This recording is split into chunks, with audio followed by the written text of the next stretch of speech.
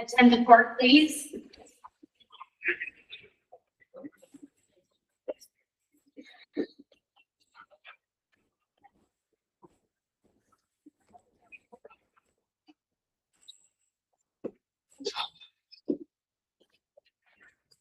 Good afternoon. You may be seated.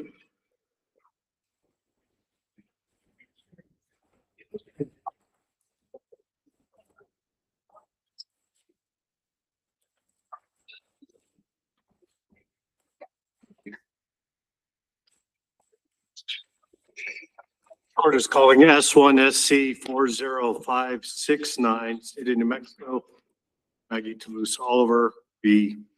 Honorable Abigail Aragon.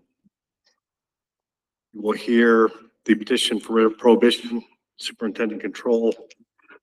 In addition, we will hear, and the parties have been noticed, we will hear argument on real party and interest motion to hold petitioner in contempt.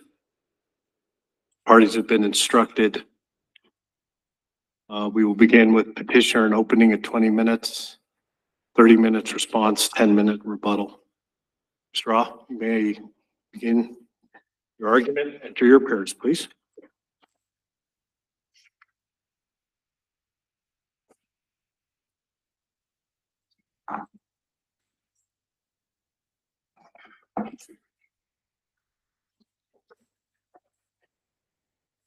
Chief Justice Thompson, Justices of the Court, may it please the Court.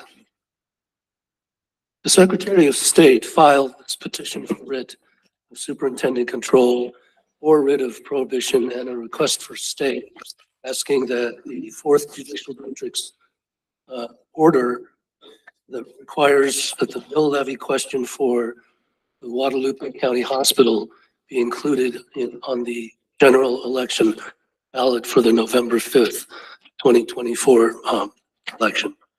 Can I ask you a practical question? Yes, sir. What if we deny your petition? What happens? If our petition is denied and the stay that has been issued is lifted, allowing the ballot question to go on the ballot for the November election, there will be much scrambling around to comply with the court's order. We will do what needs to be done. As we've noted in the brief, to the extent that a question, right now the pressing deadlines center around the UOCAVA, the Uniformed and Overseas Voters Act, and the ballots that pertain to Guadalupe County in terms of UOCAVA. There were 3 people that asked for such a ballot. We could make accommodations to do that. We're asking the court to not engage in the practice of disrupting an election in that manner. If we are to run orderly elections in this state, deadlines are important and they should be adhered to. But to respond to your question, just to feel things can be done. I mean, we will work around the clock. We will hire more people, whatever it takes to accomplish the court's directive. Is there more or less scrambling around if we deny your petition? There's much less scrambling around, Justice. We deny it? Or If we grant, I'm sorry, Grant it? if the court grants our petition and the ballot question stays off the ballot, then There's less. there's scrambling. much less. Why is that? Well, we have already gone through the process. There's a huge long checklist of things that happen from August 15th through October 1st, even when mock elections are held. Ballots have been sent to the printer, except for Guadalupe County. But even as pertains to Guadalupe County, a lot of behind the scenes work has been done. Things have been programmed. The vendor has done a lot of review of quality assurance things. All of that, the adding of the question to the ballot, or in the case of a candidate's name, an adding or removal of a candidate from the ballot at this point requires everything to go back to step one.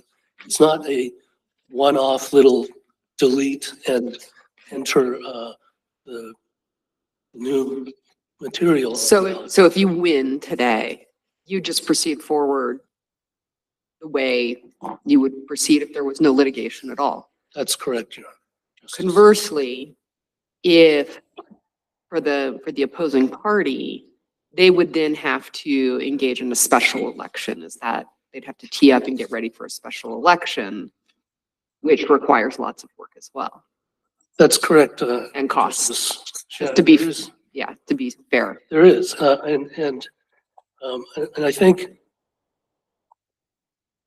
that goes back to our position why deadlines matter. That the legislature has set up a series of deadlines that are designed to aid in the orderly administration of an election, and disrupting the deadlines in any way, well, it causes disruption. So there are deadlines, right? Yes. In the statute.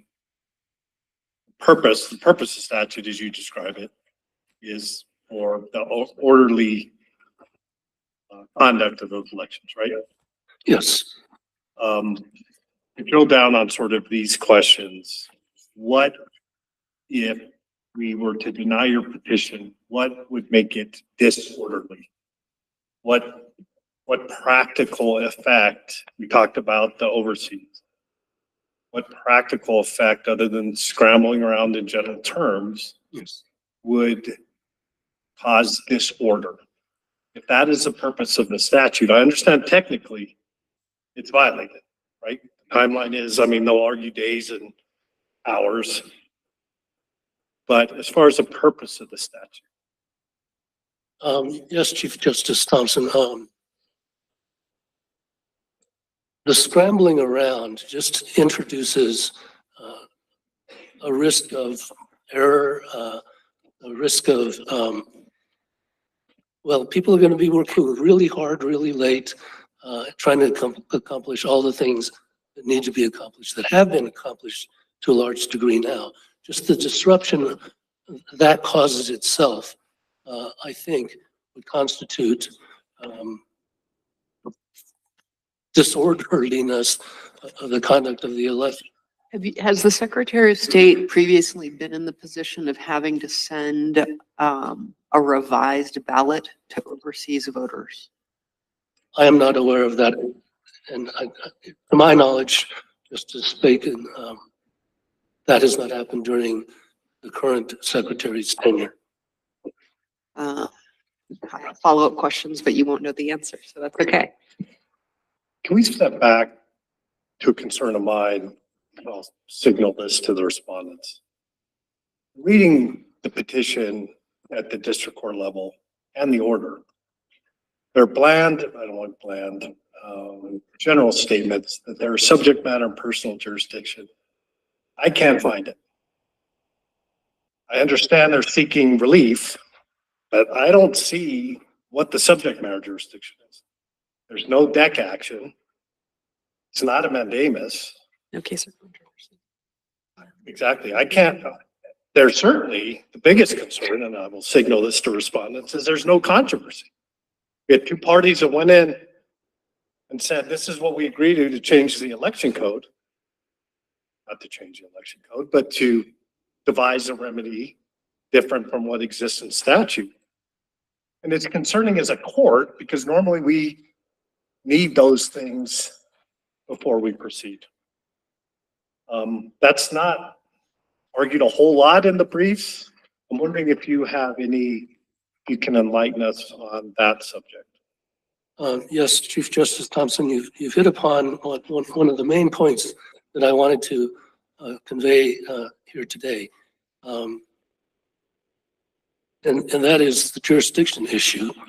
We've already kind of talked about the importance of the deadline issue, which was the other point that I wanted to make. But as for jurisdiction, as you've noticed, Chief Justice, there is no subject matter jurisdiction. There's no personal jurisdiction. The creedal language of the 4th Judicial District's order that's at issue doesn't require any particular person to do what the court wants them to do. The language of the order says, therefore, it is ordered by this court that the ballot question recommended by the Guadalupe County Board of Directors and approved by the Guadalupe Board of County Commissioners to reimpose the special mill levy to support the hospital's administration and maintenance shall be placed on the 2024 general election ballot. It doesn't say who is responsible for doing what.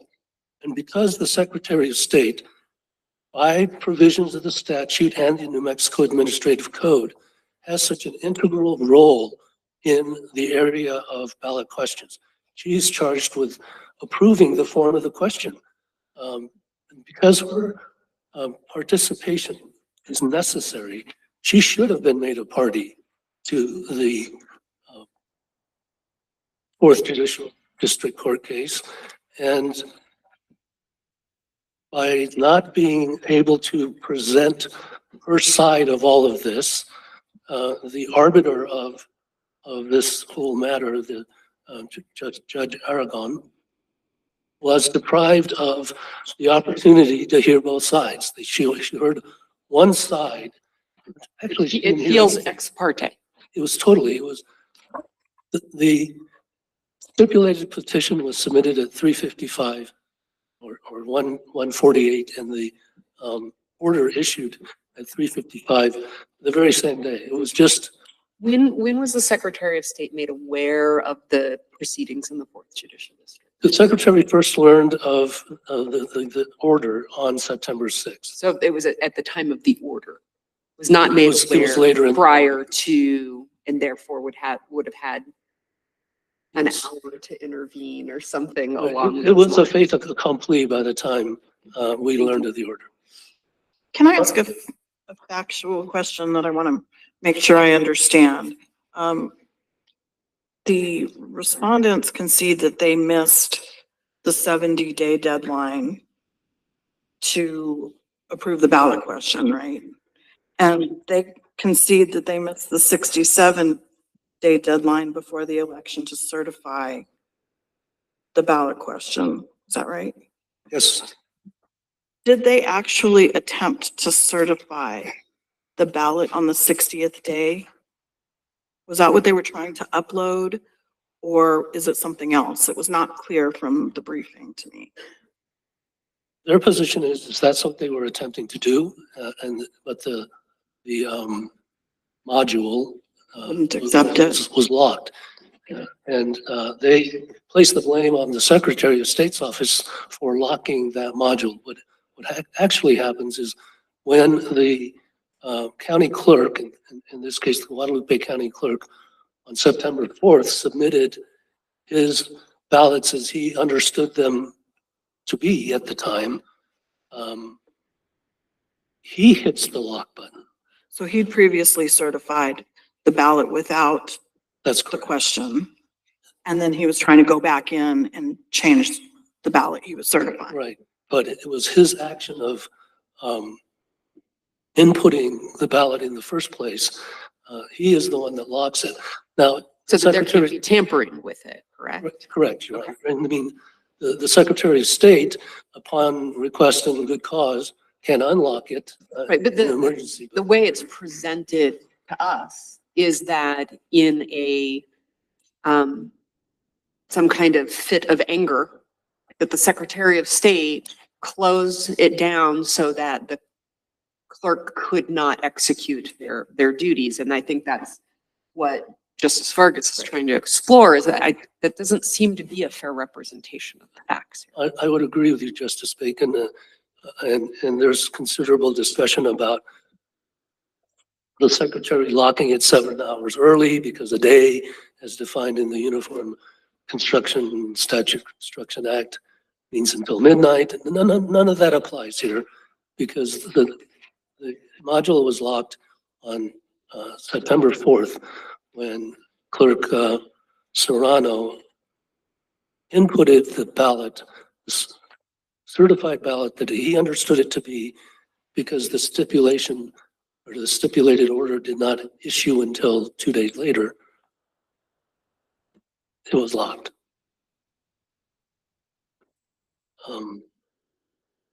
If I may return to, So when they certify, that results in the portal being locked as to that clerk, is that right? that's correct. And the September 4 was timely? It was timely, yes.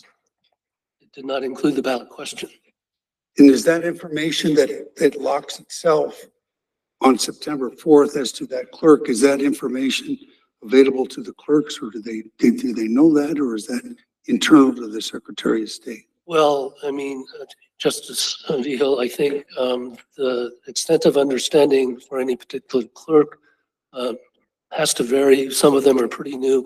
Just Clerk Serrano has been in the position for some time. We conduct trainings. And they're told that it's locked once they enter. That's right, the ballot. Justice Vigil. In fact, when you try to go back in, there's a red letter sign that says, you are locked out, or something to that effect. Please contact the Secretary of State if there, there's cause for changing something at this point.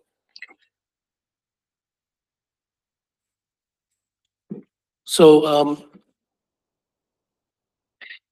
Can you respond to the respondent's argument that, and to the extent I follow it, that somehow 1-10-4D would set forth a different timeline? Which really, I'm not entirely sure I follow, but it's cited as something where they're hanging their hat. It focuses on a special election, and I don't think this is a special election. This is a general election. I'm sorry, Justice Bacon. I did not pick up on that. There's some citation to 1-10-4D. Or D? D. In a special local election, not less than 60 days before the election, each county clerk shall certify in writing the ballot for each precinct in the county containing a ballot question to be voted on at the special election. So 60 days, not 67, not 70, but it's keyed up as in a special local election. Yes, I think Mr. Ivy Soto, if pressed on that issue, would probably concede that that does not apply here. We're not talking about a special election. But in 1-16-3B, which is the 70 days deadline for the local government to file a resolution proposing the ballot question, the deadline that they readily admit that they blew, further on in that statute provision, says that not less than 67 days before the election, each county clerk shall certify the local government ballot question to the Secretary of State. So there's another example of the Secretary of State's involvement being integral to the whole ballot question processing process, if I can say that twice. So that didn't happen. That's not going to happen. That's another deadline that's just been missed.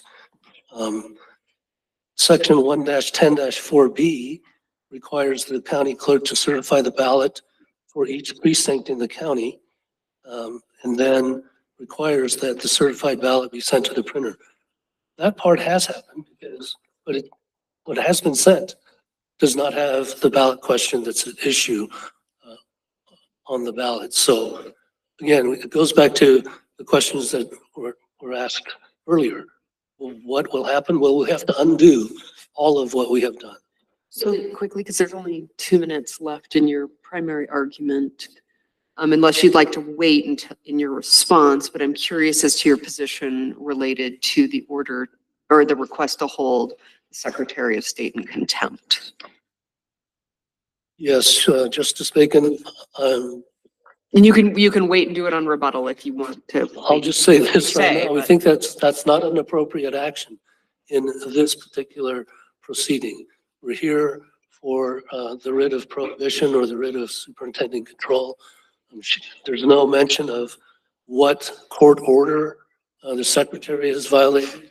To the extent that she may have violated a law, I don't know that that's grounds for holding somebody in contempt in a case that's styled as this one is. So if real parties and interests wish to pursue that matter, I think the appropriate mechanism or means to do it is through other. I would suggest a rebuttal, you be prepared to respond to that in the sense that if we are to try and fashion remedies here in this proceeding, there is a question here about the authority with regard to these federal ballots. And we may be deliberating over that as well. I think that's where also the tone of the question, not as much as a contempt, but what occurred with these federal ballots? Did she have the authority to adjust them as they allege? But we'll let you contend upon it. In the 18 seconds I have left, I just want to emphasize that the jurisdictional issue is, I would call it a deal killer, if you will. You don't have jurisdiction. All right, thank you, Mr. Roth. Time is up.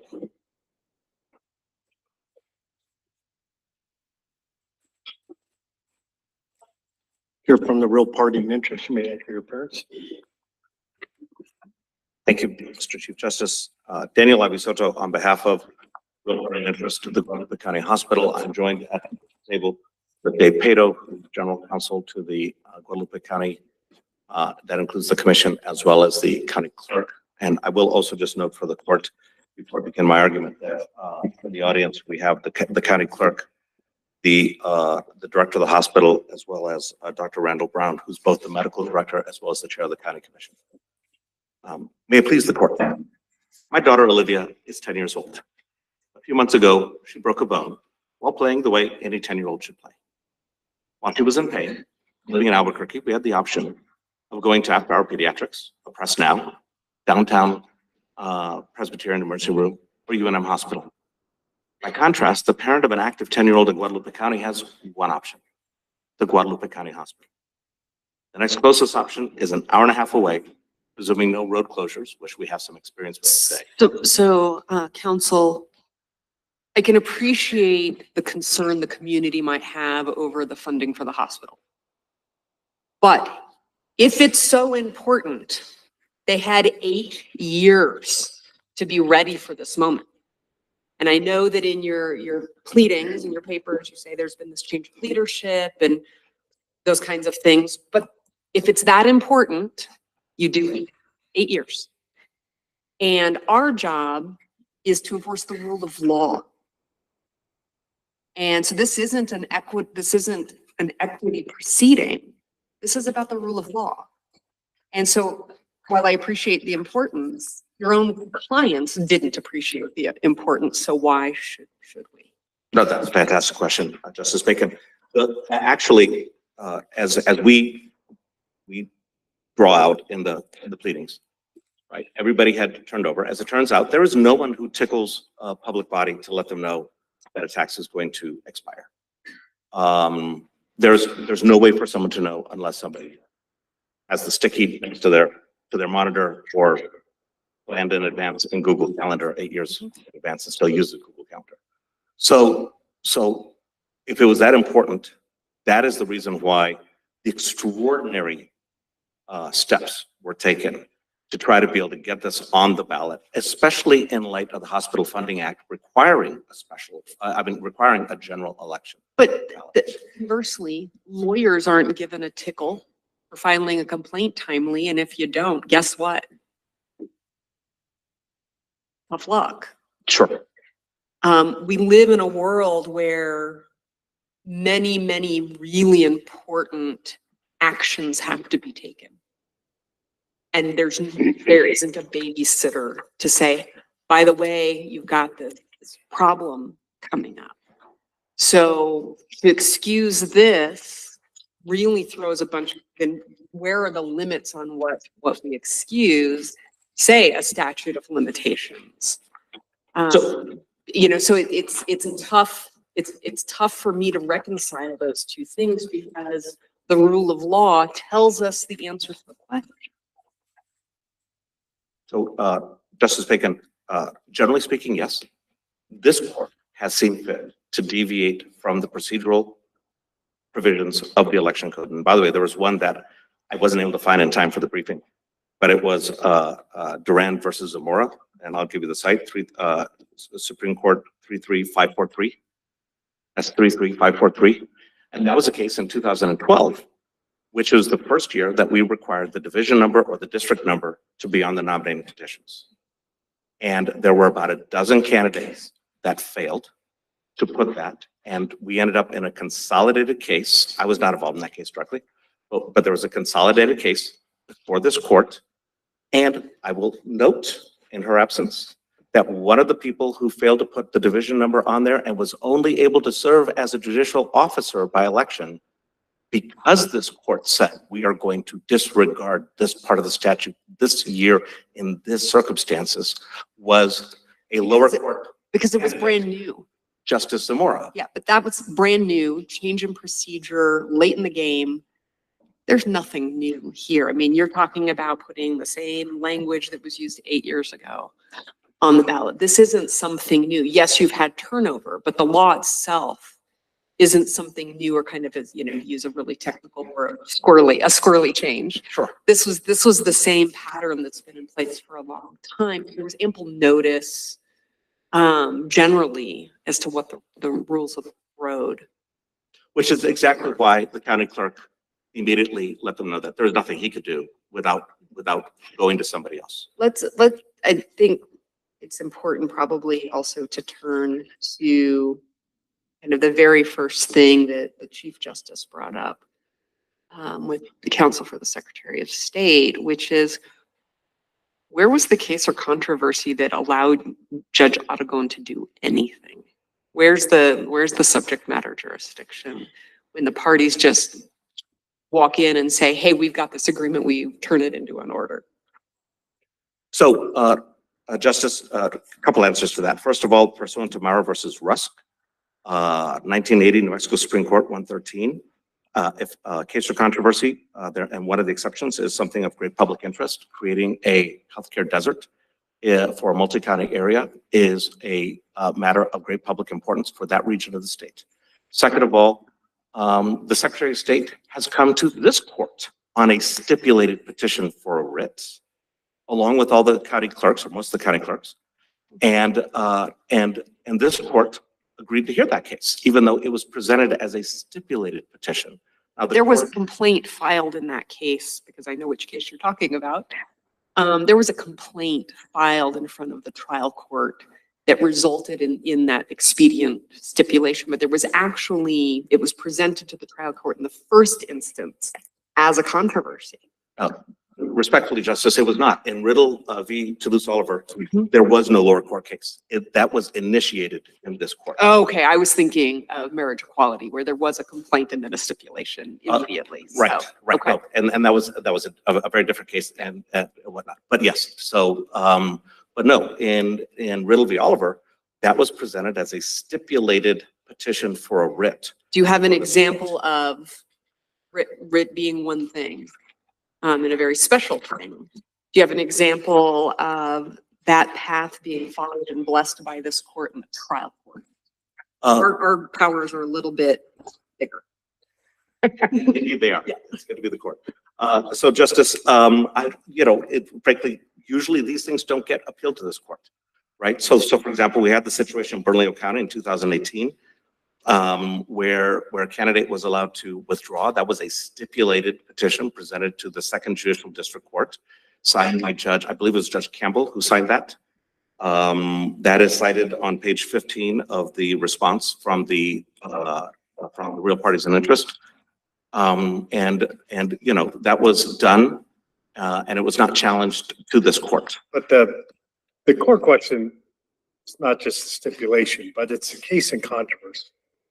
Case in controversy requires generally someone with an adverse interest in the proceeding. So these circumstances are fair if there's someone on the other side to say this is a good idea or a bad idea. I mean, I will tell you, I've been around long enough. This reminds me a little bit, 2005. I remember a case in which I think it was Robert was the state treasurer. And they came in with the stipulation with regard to the state treasurer staying in office. Justice Foss at that point wrote an opinion as the Chief Justice. Let me quote from that opinion. The requirement in turn, the case in controversy requirement, limit the business of the courts to questions presented in an adversarial context. Here, it was you and the county going to the clerk in an agreement on one side of the fence, so to speak, and saying, here's our stipulation. Is there any concern the court should have to allow that process to occur? The equities here are remarkably on your side.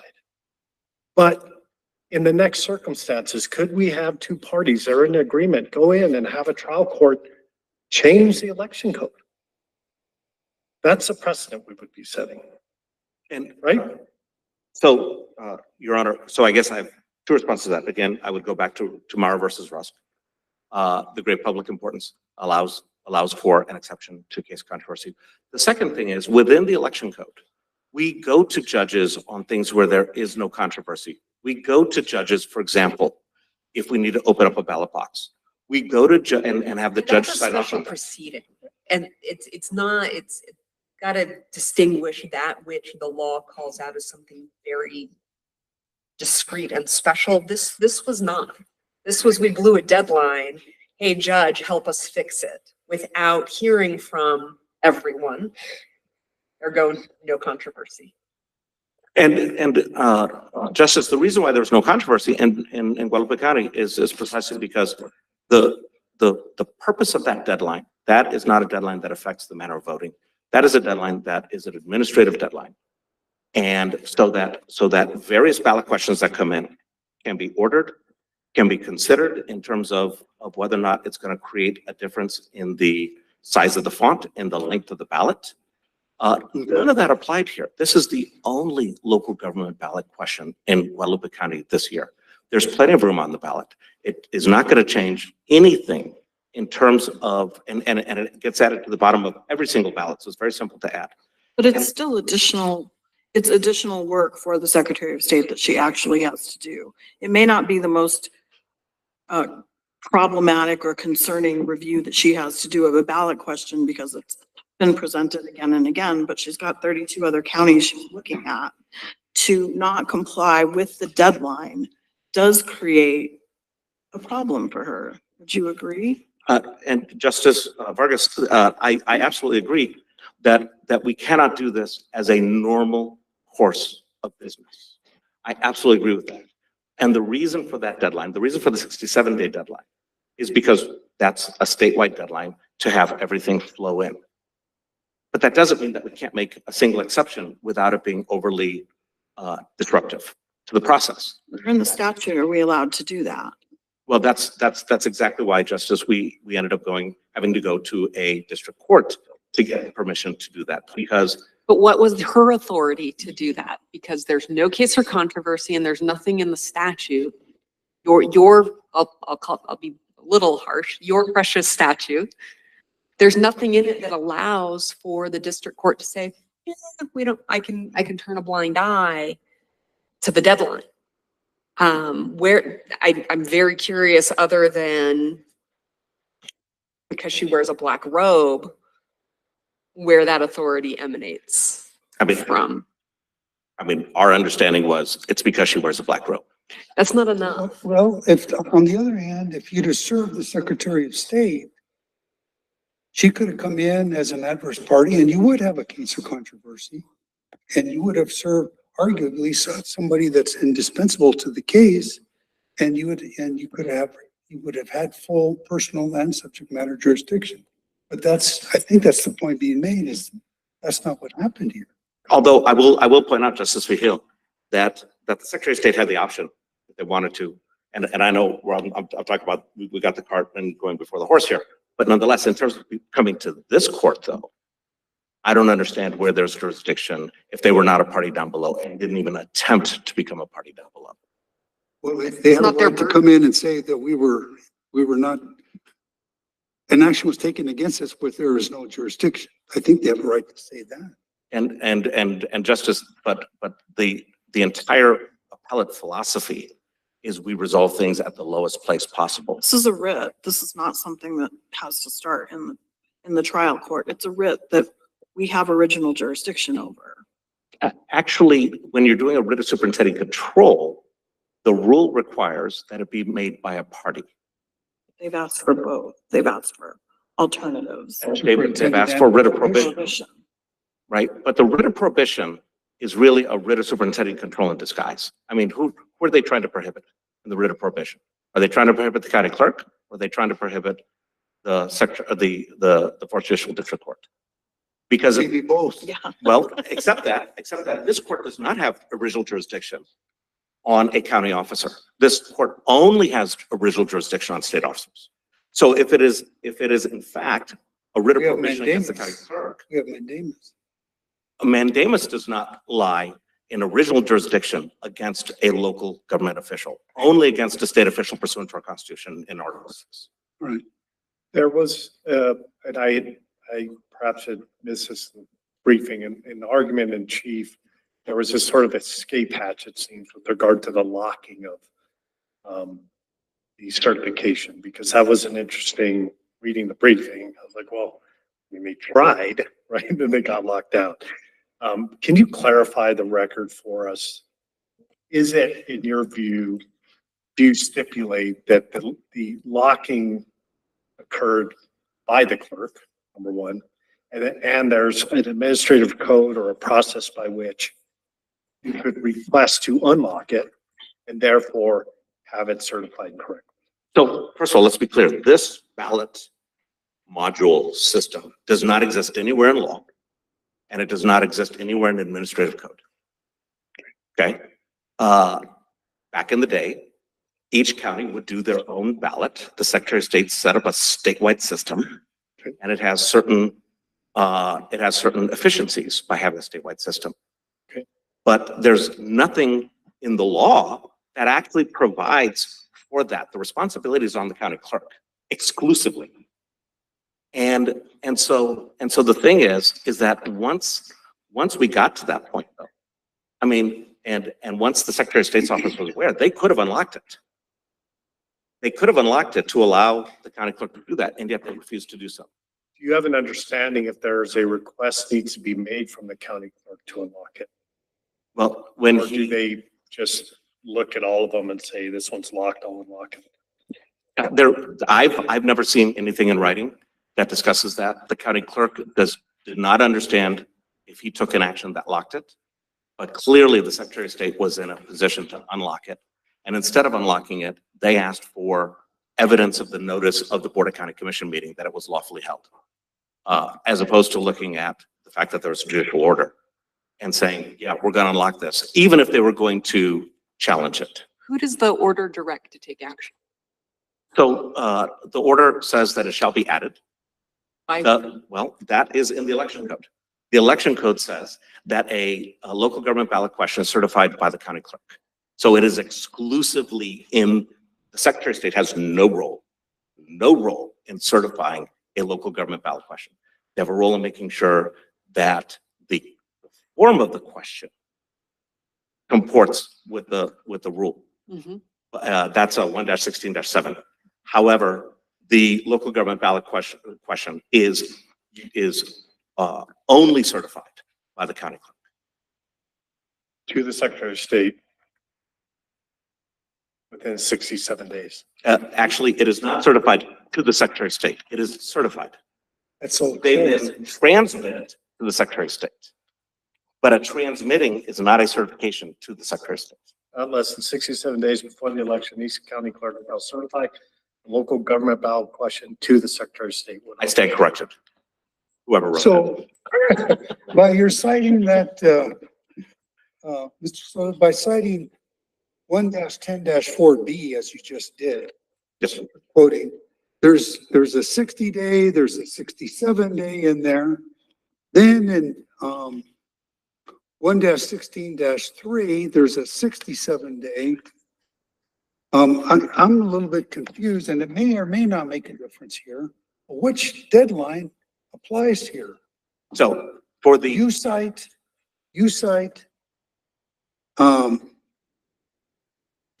I'm right, 1-16-3B, Secretary of State cites, I'm sorry, you cite 1-10-4B, B, not DB. And the Secretary of State cites 1-16-3B. And there's discrepancies in there, 70 versus 67 versus 60. And I'm reading this and I can't tell which one applies just by reading them. certainly. So the normal flow is the county clerk, somebody comes into the county clerk's office on or before the 70th day with a resolution to put a question on the ballot.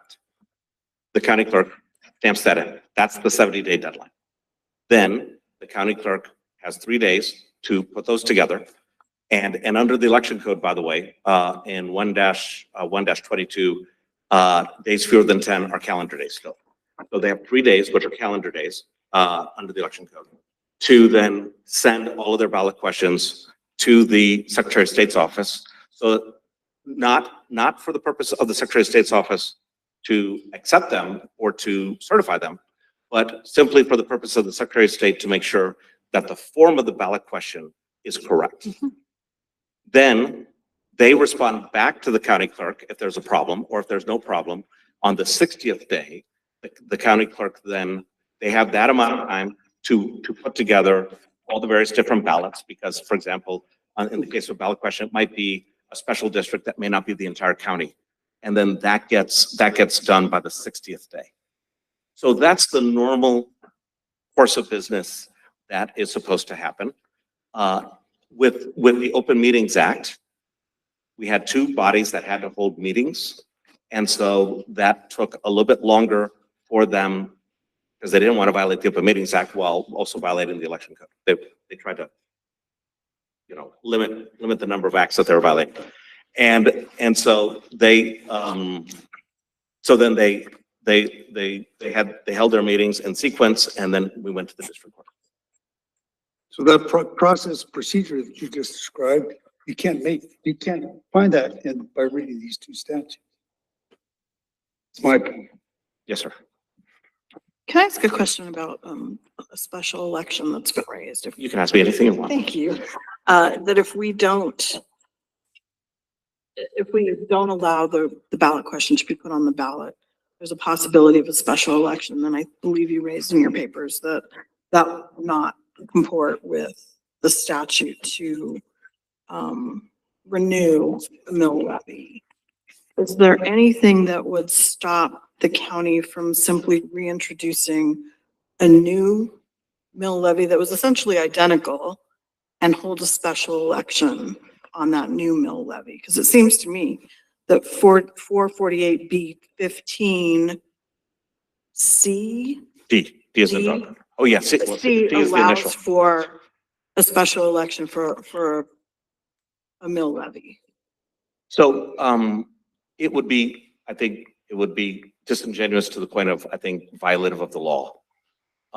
If they were Not to, violate the actual language of the statute. would it? if they were to say, well, we're reimposing this as a new tax. New tax, But it's not a new tax. 4.24 cents per thousand. Yeah, right? Yeah. If they ended up in a situation where they lost the tax, Mhm. and then for the following year, having put services at risk, it's about a tenth of the budget, a little less than a tenth of the budget of the Mhm. hospital. Then yes, they could do it at a special election. Or because this part of the Hospital Funding Act, as you cite, 4-48B, in this case, 15D is the specific citation, is not in the election code. I think it's an easier thing for this court to tell us to have a special election if the relief that we're seeking cannot be granted. And then, yes, as Justice Bacon pointed out, we would have to pay for that. It would be a separate ballot mailed to everyone in the county, but that is absolutely doable. And that is why we provided that as one of the options Okay. in our.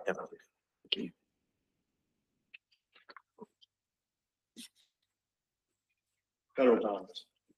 In order to show cause, would you like to address that? Certainly. Issuing contempt, I apologize. Don't know what that's about. So we do have a provision for federal ballots in our, it's Article 21 of the election code. However, you have to make a request for a federal ballot from the county clerk. That did not happen. The county clerk has to issue the federal ballot. That did not happen. And if you are a former resident, which the military person who's in Wyoming is not a former resident pursuant to our Constitution. Perhaps the other two people might be, although I think under supremacy, the Yokava, they are not considered a former resident for purposes of the election code.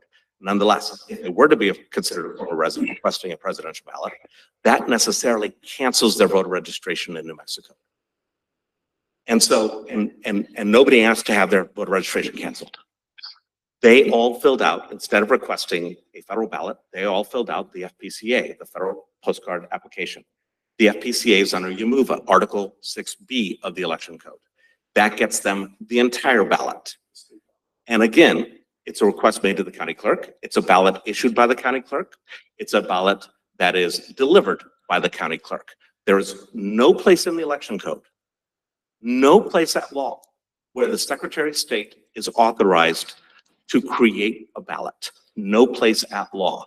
They are not authorized to create a ballot. And even in the one instance in the Intimate Partner Survivor Suffrage Act, in that one instance where they send a ballot, they request the ballot from the county clerk. So no instance does the Secretary of State create a ballot at all under the election code. Shouldn't that be an order to show cause if you're curious about it rather than an order of motion to hold the Secretary of State in contempt? You've missed kind of you've jumped a little bit further. I suspect you are correct. It was late at night, early in the morning. As we were writing this, we just found out about this yesterday in the afternoon. And it took a little while to process. And it probably should be an order to show cause.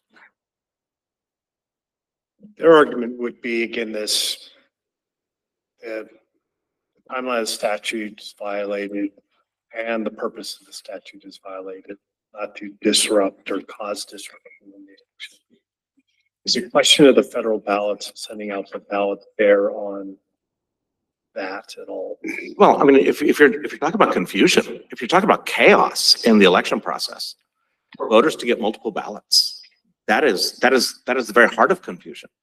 we're also talking about a provision that does, or an act that does necessarily implicate Article 7, Section 1B of the Constitution, that it is exclusively the legislature, not even this court could have authorized that.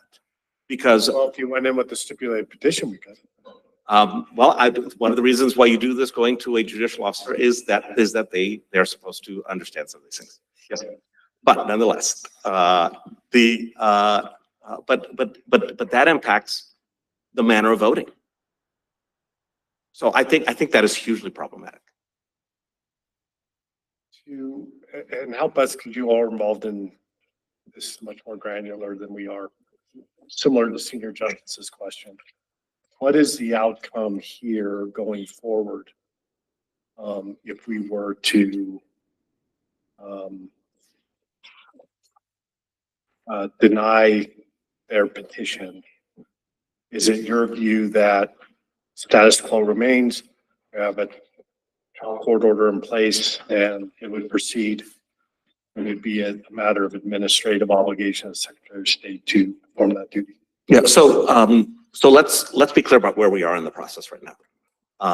The UOCAVA deadline has passed. Whether they complied or didn't comply, that has passed. And so there's no difference whether it gets sent out today or in 4 days or 8 days. The rest of the ballots have to be ready by the 28th day, ultimately, right? Is what we're headed to. The county clerk is able to certify the ballots within 4 hours of this court's order, probably within 2 hours, he tells me. He'll have to drive back to Santa Rosa since he's here. But frankly, by the end of the day today, he can have his part done, assuming the Secretary of State's office unlocks the module. He can have his part done. Once that is added to the ballots, he can immediately print the ballots for the 3 UOCAVA, the federal qualified electors, and he's ready to go for election day. So, and in that regard, would be able to comply. Actually, there's a 40-day deadline to have ballots ready for all of the purposes, and you know, we're I think right at about the 40th day, but he'd be within a day or two of that. And it certainly would not create any disruption for any voter in Guadalupe County. Tell me the good cause for not requiring strict compliance with the statute. So the good cause in this case is frankly, like I said, just the unique situation that we had in Guadalupe County of first of all, the complete turnover, the diligence as soon as they found out, the fact that it doesn't create, and certainly back on the 60th day would not have created in any way, disruption to the printing of any of the ballots. Because there in that particular case, it wouldn't have created any other changes to the ballot that would have been necessary. So those add up to good cause for approving this. Council, let me see if we have any other questions from my colleagues. Thank you, Council. Thank you, members of the court. Mr. Raleigh, you have 10 minutes.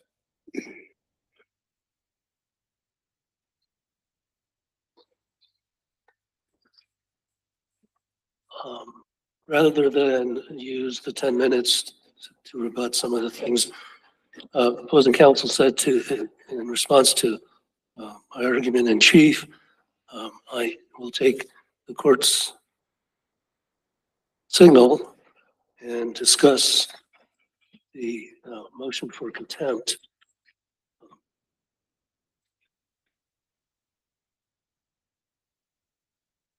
During the course of this election, we have been in contact with Amanda Hine, who is a trial attorney with the Department of Justice, who has been assigned to New Mexico to make periodic check-ins with us to find out if we're on track, if we have any problems, if we, and the first big issue coming up on the horizon, of course, was the UOCAVA deadline.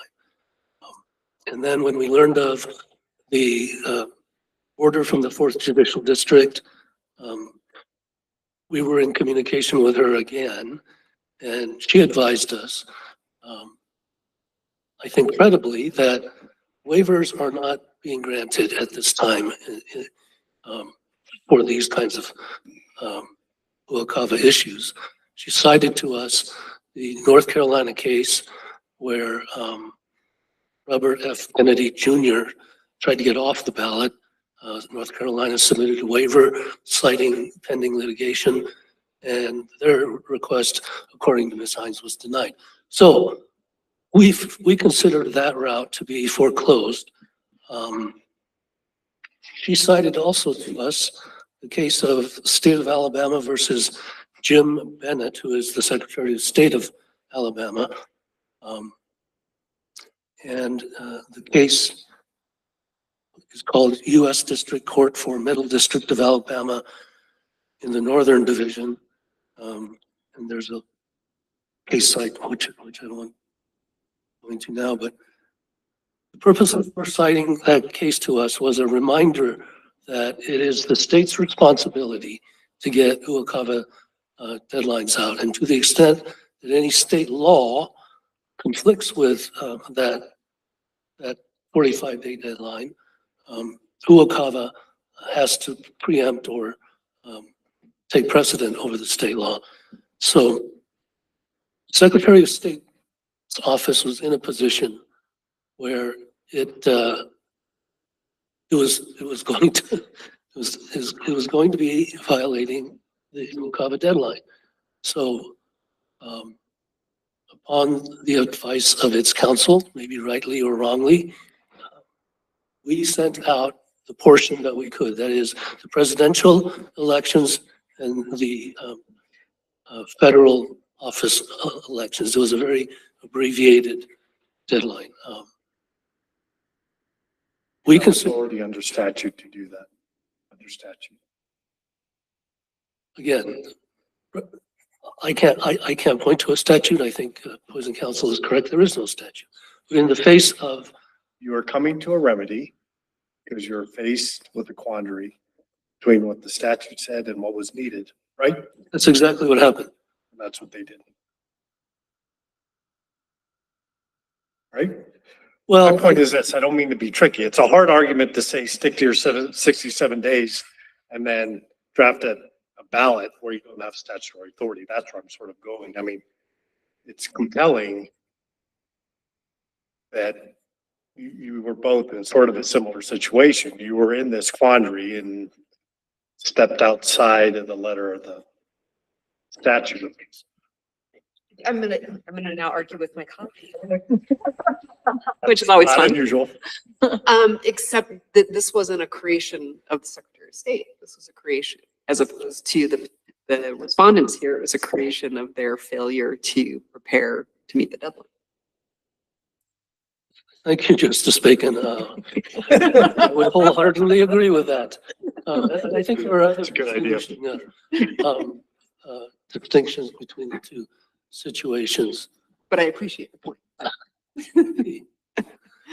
The actions that resulted in the Fourth Judicial District court order, as has been discussed here,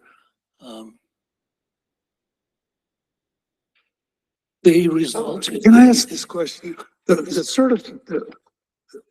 What is the district court order was that the imposition of the reimposition of the special mill levy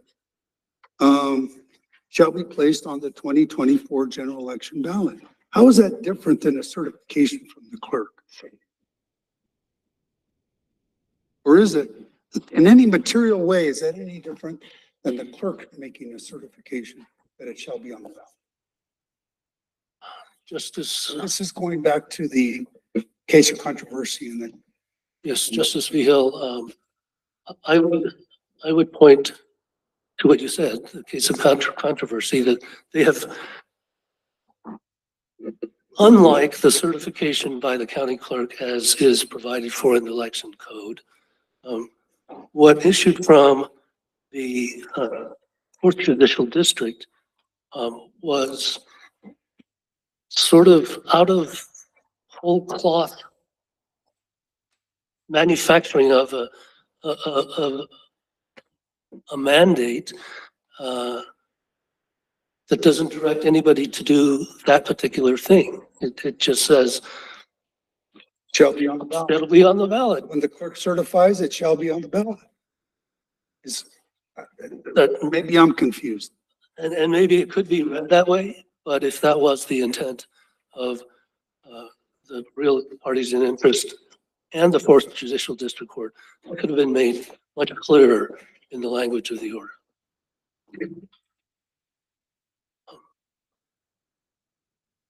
So returning to the motion for contempt, I would retract my earlier statement to the extent that it may have been interpreted as me saying that, and by that I mean when I said that this wasn't the appropriate means to bring a motion for contempt to the court's attention. I did not mean that the court does not have authority to hold the Secretary of State in contempt. I think you absolutely do. But there are, I still maintain that it was not the proper procedure, that there's an order to show cause. And I think opposing counsel has conceded as much when he said that maybe so, but I was in a hurry, which I understand the urgency of the matter. Yes. So I'd like to return briefly, if I may, to the whole notion of putting the Secretary of State in a position where she has to weigh the merits of any particular situation. And I fully agree that the Guadalupe County Hospital mill levy matter is a serious impact on that hospital's administration and maintenance. But it should not be the Secretary's position or job to decide whether to overlook deadlines in situations where there's a lot of merit to overlook the deadline. I equate this situation to a long line of cases regarding the anti-donation clause.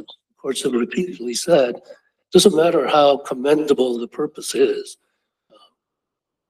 but you can't, no matter how commendable it is, you cannot allow local government entities or the state to violate the anti-donation clause just based on the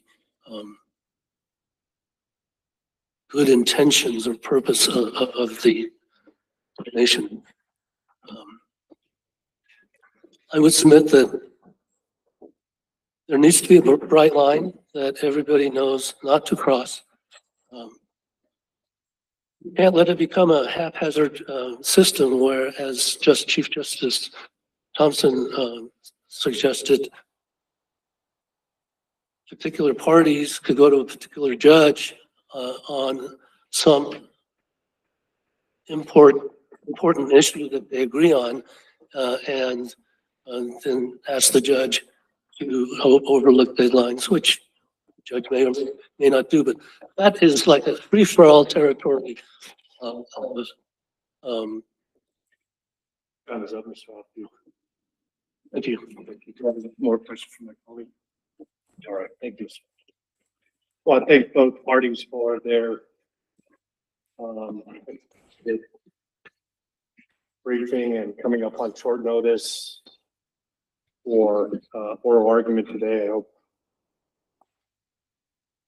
everybody traveled safely. I'm gonna, in this circumstance, the court will take this under advisement and we'll deliberate. We will ask that the parties may stay in the courtroom, not within reach, but in the courtroom. If we are able to come to a decision, we'll come announce that decision. If we are not able or we anticipate a decision at a later date, we'll inform our clerk's office and they will let you know. So until you hear otherwise, please stay in the courtroom. Court is in recess. Thank you. And court, please.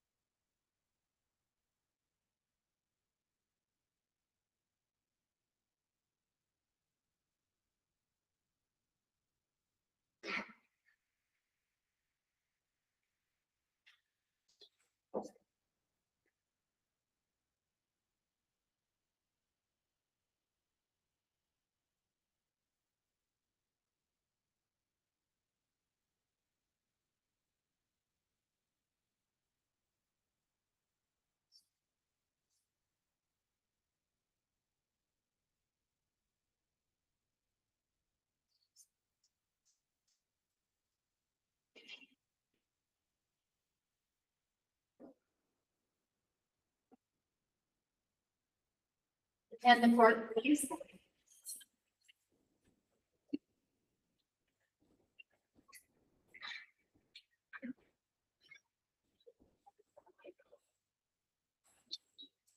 Maybe seated. Thank you.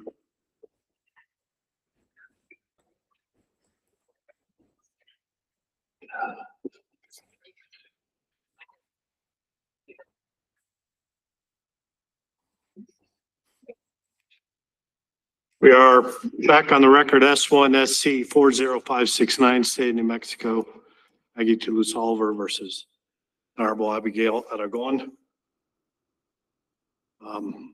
Counsel is present in the courtroom. Can we thank them for their argument and briefing today? The court has deliberated on this matter and is prepared to issue a decision. The court will grant the verified emergency petition for writ of prohibition or superintendent control and a request for stay. Court appreciates the consequence of our decision with regard to the citizens of Guadalupe County, surrounding counties. The court believes there are equal, or in this case, greater consequences to not following the rule of law. We respectfully deny the invitation to create precedent where non-adverse parties may seek judicial remedy in order to accommodate missing statutory deadline. The court's view, the order was a nullity, reasons of subject matter and personal jurisdiction. We remind ourselves of the quote by the Chief Justice Bosson, requirements of a case in controversy limit the business of the courts to questions presented in an adversarial context. The fact that it would be convenient for the parties and the public to have promptly decided whether the matter is held as valid cannot justify a departure from these settled rules, citing Ashwater versus TVA. The statutory requirements of 110.4B and 116.3 were violated, and in this regard, there is no dispute. It is our obligation in the end to follow the clear mandates of the legislature, even confronted with the overwhelming impact it may have with regard to the funding, and we do appreciate that. We will grant the writ. We will deny the request for injunction as moot, and the motion for contempt is denied. We will be issuing a short order in this regard. We will not issue an opinion or decision. That should be coming out shortly. But I will ask counsel if they have any questions on the court's decision. Mr. Al. Mr. Aguisoto. You are unfortunately very clear within your statement. Thank you, Mr. Aguisoto. Thank you, Mr. Thank you all for your attention and diligence in this matter. Court is in recess. Court is in-